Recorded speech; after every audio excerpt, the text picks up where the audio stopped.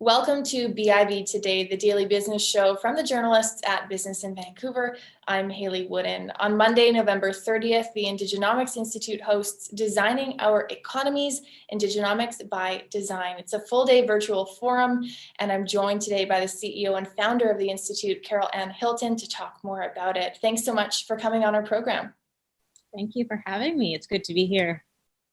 Tell me, what is Indigenomics? Yeah, for sure.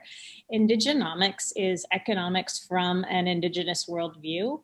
I describe it as the collective response to a historical development of Indigenous economic exclusion in the development of this country and a future built on Indigenous economic inclusion for this country. The concept is built on the idea that it is a platform for Indigenous economic design. So instead of this negative perception of Indigenous peoples being a cost on the system, actually seeing generative economic design of Indigenous economies. And that leadership is focused on being able to facilitate partnerships, financing, and an inclusion process that's necessity for the economic relationship of Indigenous populations within Canada and within our regions today. Can you give me some examples of sort of the application of Indigenomics by design that exist today? For sure. One of the examples that I really hold up of a nation on the west coast of Vancouver Island that I think requires looking at, of understanding the growth and evolution of an Indigenous economy. The Uhaiyat Nation outside of Vancouver Island on the west coast, I think is a very good demonstration that through their process of self-governance today, they've been able to really define and establish their own economic presence. So whether that is acquisition of forest tenure licenses, core pieces of land, being a majority landowner within the small town next to them, where we're seeing this shift of Indigenous economic influence and this economic strength that's being designed by nations. And it's this presence that really is what Indigenomics is about.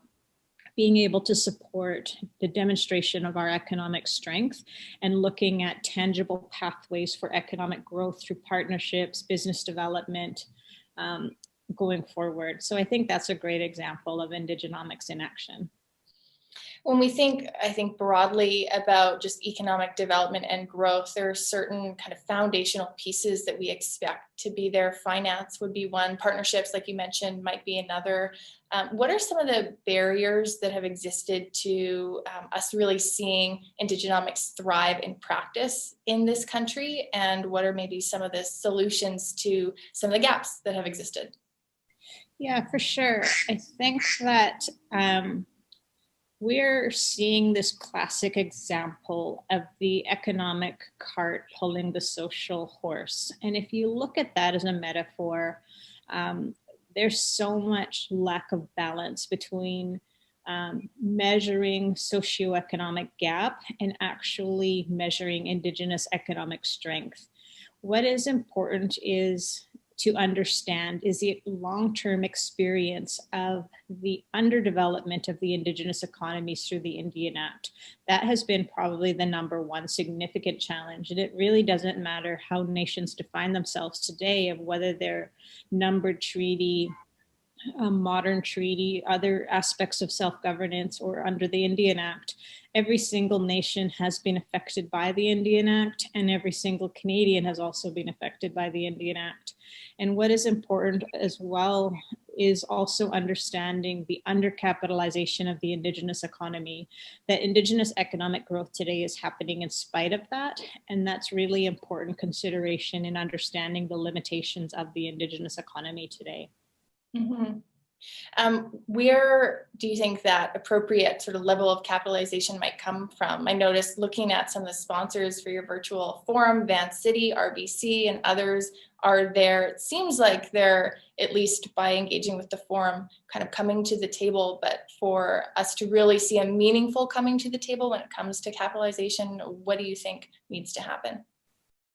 Yeah, for sure. So under the Aboriginal Financial Network, there's been a capped amount of capital available to Indigenous businesses, and the growth of Indigenous businesses has excelled beyond the level of available capital through those programs.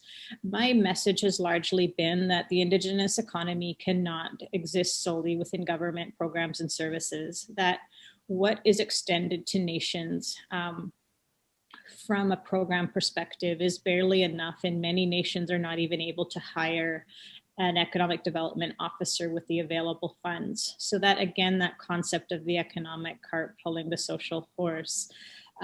With that realization as well, the roles of banks, the roles of the financial sector in the growth of the Indigenous economy is really coming to visibility today, where there's this realization that access, the limited narrative of access to capital, there's more avenues and more focus in terms of the potential of the capitalization of the Indigenous economy today.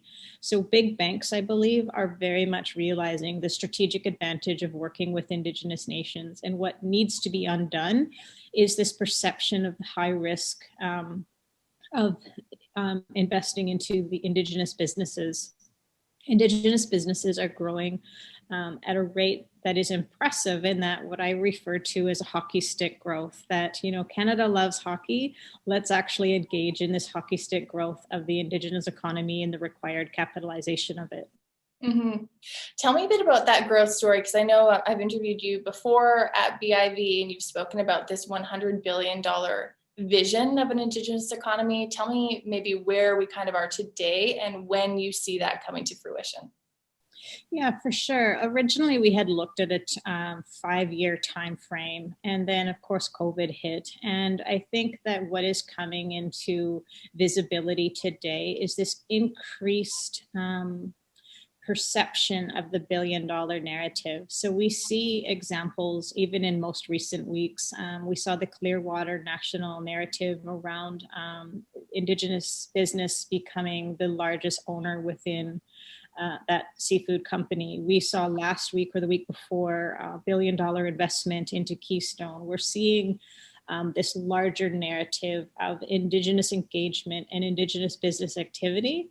And I think that's really what needs to be paid attention to, is that what is possible in engaging with Indigenous businesses, that looking at the investment and looking at the areas of higher Indigenous economic activity, such as procurement or clean energy, technology, and also partnership examples. I draw attention to groups such as the Stalo Community Futures, where they have hundreds and hundreds of Indigenous businesses within what they've identified in the Chilliwack and surrounding areas, that I think now the access and visibility of Indigenous businesses is ever increasing, and something to be paid attention to for sure. Absolutely. What role does UNDRIP play in this kind of vision for a billion or multi-billion dollar opportunity? Yeah, for sure. So at our upcoming forum on Monday, I have Regional Chief Terry Teegee speaking to the economic potential impacts of the implementation of UNDRIP. And when we realized that the game has changed, that, you know, in my book that I wrote, Indigenomics, Taking a Seat at the Economic Table, what is important is that our nations and our businesses are actively taking up space within the regional and national and economies. And with that, this is a time to be establishing our leadership. So what is important is that, the large resource sector tables, whether it's tourism, hospitality, aquaculture, forestry, that the leadership tables themselves are asking the big questions of, what does that mean that Indigenous nations are taking our seat at the economic table of this country today? And I think that's the narrative that needs to be, not just government is implementing it, but how that will impact the whole value stream of the British Columbia economy itself. So speaking of this full day virtual forum you have coming up, what do you hope participants take away?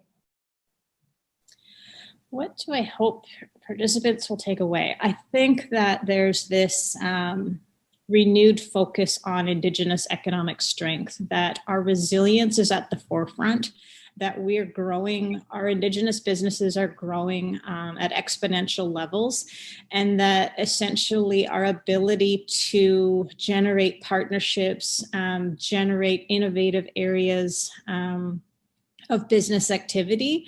I think that there's been a lot of focus of Indigenous and national business organizations around the COVID economic response. And what we didn't want to do was kind of over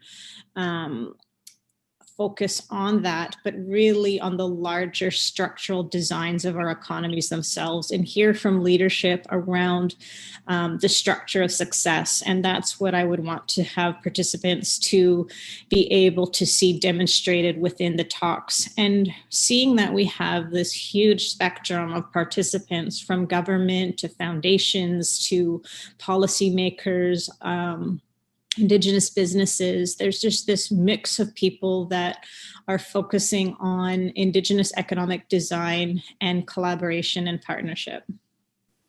I think to the point about COVID-19, we're also so focused on getting through the pandemic, but once we're kind of through it, there's going to be a lot of emphasis on recovery and growth. And it sounds like looking to Indigenous run businesses, or sort of the Indigenous growth story, might be a big part in our broader economic growth moving forward. Yeah, and I think, that's what I've heard is, that while there's really hard hit sectors, that there's Indigenous businesses and economic development corporations that are saying, don't forget us, remember that we're here, we're ready to do business, we want to be part of the solution. And I think that's the shift that we're seeing, is that no longer is it acceptable to just view Indigenous peoples as a cost on the system. We need to shift to measuring Indigenous economic strength. And that's definitely part of what post-COVID needs to look like, is that we actually understand Indigenous economic growth. Carol Anne, really appreciate you taking the time to come on the show. Thank you. Thank you. Carol Anne Hilton, she's the CEO and founder of the Indigenomics Institute. Coming up on November 30th, on Monday, is a virtual forum on designing our economies, Indigenomics by design. I'm Hayley Woodin. This has been BIV Today. Thanks so much for joining us. We'll be back with a new episode in the days ahead.